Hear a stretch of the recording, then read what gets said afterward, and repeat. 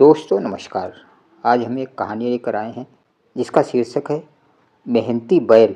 तो दोस्तों कहानी की तरफ चलते हैं। गांव के छोर पर फैला विशाल खेत, दूर दूर तक हरियाली, पगडंडियों पर गाय भैंसों की घंटियां बजती हुई और बीच में एक पुराना सा कुआं। इसी खेत के मालिक थे किसान रामसुख। मेहनत उनकी रंगों में थी और ईमानदारी उनकी पहचान।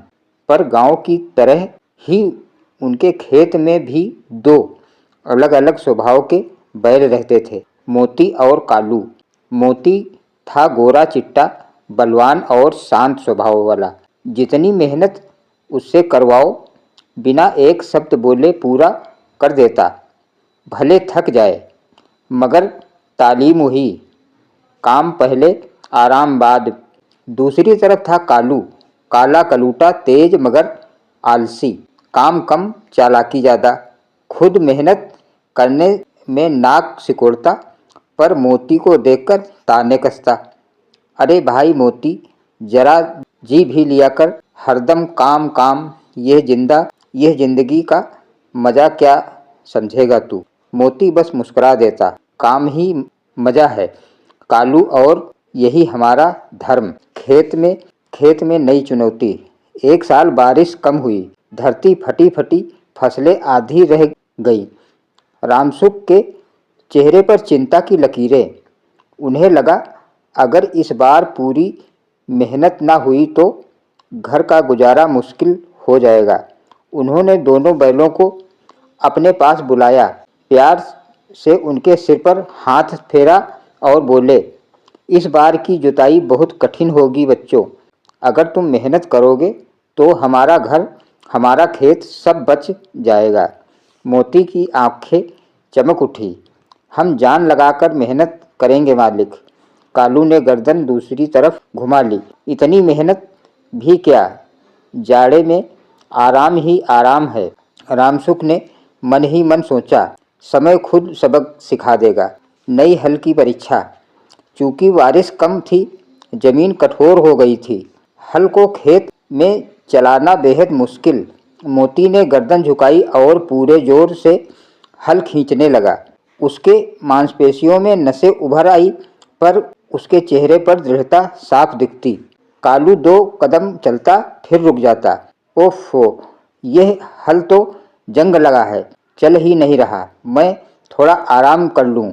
रामसुख समझ जाते कि उसका बहाना है, पर फिर भी कहते, ठीक है कालू, पर ध्यान रखना कि काम पूरा होना चाहिए।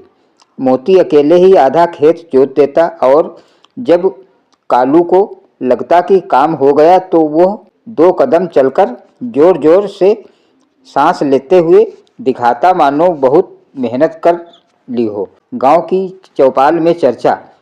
एक दिन शाम में किसान अपने बैलों को चारा खिलाकर चौपाल पर बैठा था। वहां गांव वाले चर्चा कर रहे थे कि इस साल का मौसम कितना कठिन है। कुछ किसान बताते, हमारे बैल भी हार मान रहे हैं, खेत टाइट, हल भारी। तभी किसी ने मोती को देखा। वो पास ही खड़ा घास चबा रहा था। उसके शरीर पर हल्की थकावट थी पर आंखों में चमक।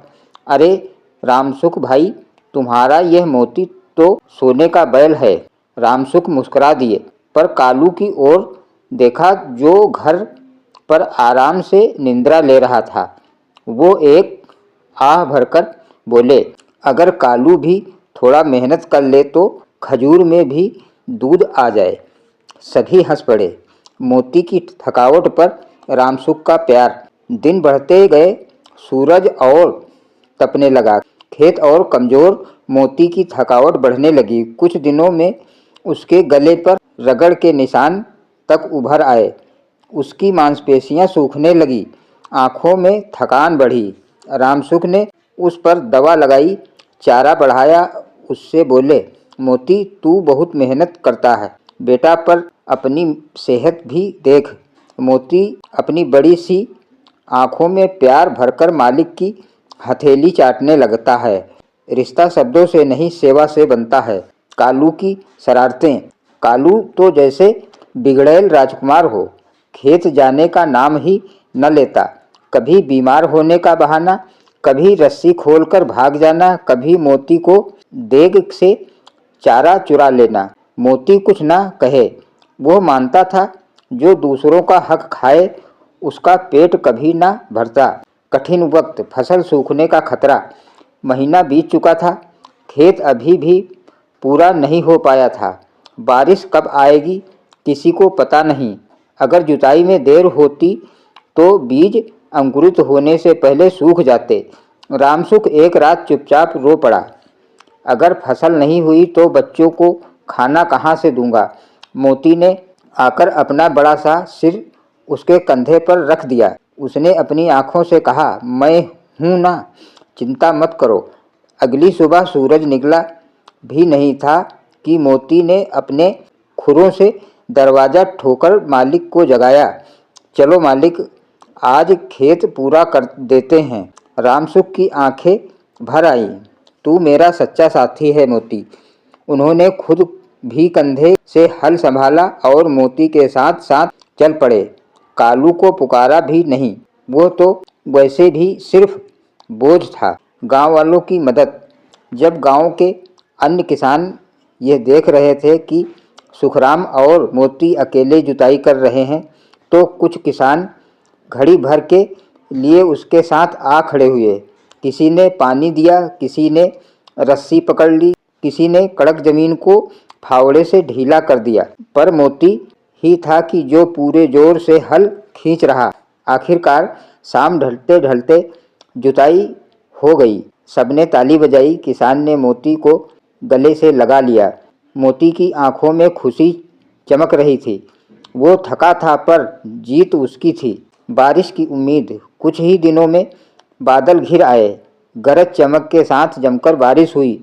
बीजों ने सिर उठाया। हरे अंकुरों ने धरती को चादर सा ढक दिया। फसलें लहलहाने लगीं तो गांव वालों ने कहा, इस बार रामसुख की फसल सबसे बढ़िया होगी। रामसुख मोती के लिए गुड़ और दाल चोकर ले आए। मोती को नया चमकदार घंटा पहनाया गया। पूरे गांव में उसकी तारीफ होने लगी। कालू का पछतावा। उधर कालू, वो अब सबसे अलग थलग। जब मोती सम्मानित हो रहा था, कालू की तरफ कोई ध्यान न देता। उसकी नाक झुकी रहती। एक रात उसने मोती से कहा, भाई मुझे माफ़ कर दे। मुझे लगा कि काम करने से मैं हार जाऊंगा, पर अब समझा कि असली हार तो मेरी ही हुई। मोती ने प्यार से उसका सिर सहलाया। काम करना सीख तो जीत हमेशा तुम्हारी होगी। कटाई का समय। कई महीने बाद फसल तैयार हुई। धान के बाल झुककर जैसे मेहनत को सलाम कर रहे हों। किसान खुश, बच्चे खुश, पूरा गांव खुश। फसल की कटाई शुरू हुई।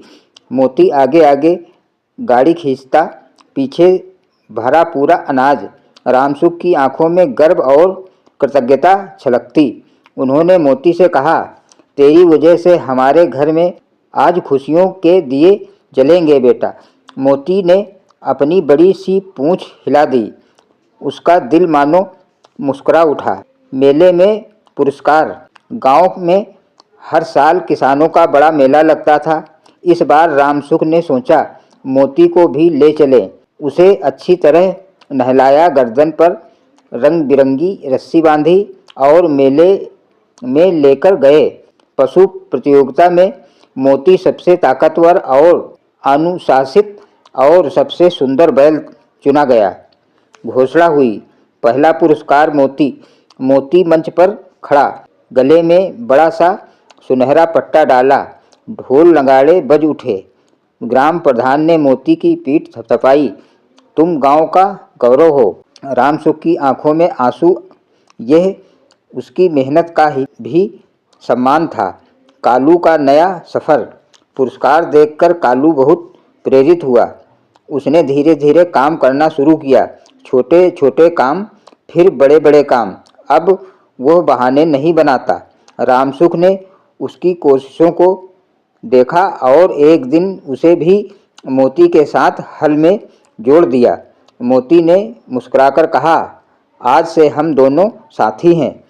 और सचमुच जब दोनों मिलकर मेहनत करते हैं तो खेत ही नहीं जिंदगी भी लहलहाने लगती है। कहानी का अंत नहीं, संदेश है।